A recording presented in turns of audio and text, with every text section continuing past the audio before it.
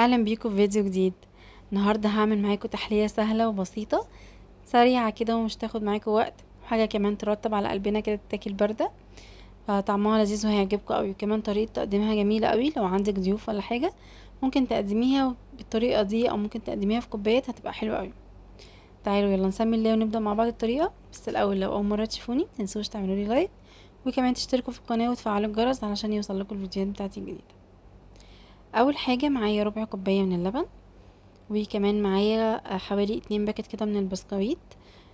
يا دوب بس بنزل البسكوت في اللبن، وبعد كده مش بسيبه كتير علشان ما يبوظش قوي، وعايزين نطريه بس حاجه بسيطه. ودي هسيبها على جنب، هتبقى الطبقه الاولانيه.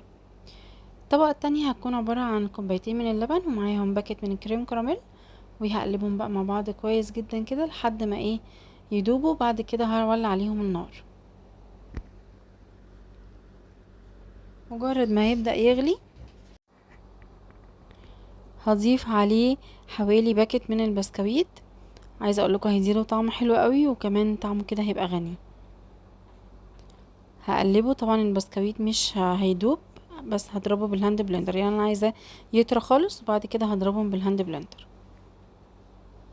علشان البسكويت ما يبانش خالص. القوام بتاعه هتلاقوه تقل كده وبقى كريمي قوي، كمان لما يبرد هيبان جدا. هنضيفه بقى على البسكوت الطبقه اللي احنا عملناها. يعني انا استخدمت في الوصفه دي حوالي 3 باكت من البسكويت. هنسيبه بقى يهدى خالص ويبرد، وبعد كده هدخله في التلاجة. عقبال ما يبرد شوية هعمل الطبقة التالتة، وهي عبارة عن جيلي. معايا كوباية من المية السخنة، وحطيت عليهم باكت الجيلي. جيلي بقى اي نوع انتوا حابينه، فراولة، انا استخدمت فراولة. اي نوع انتوا حابينه تستخدموه استخدموه. وهدوب كويس جدا الجيلي مع المية السخنة، وبعد كده هنزل عليهم بكوباية من المية الساقعة. بس هقلبها بقى كويس جدا، وبعد كده هبدأ ان انا اسيبها تهدى علشان احطها في البايركس بتاعنا. ما ينفعش تخلوها وهي سخنة كده تحطوها على طبقة الكريم كراميل، هتلاقوها يعني دخلت الجيلي دخل جواها وكده، وهيبقى شكلها مش حلو.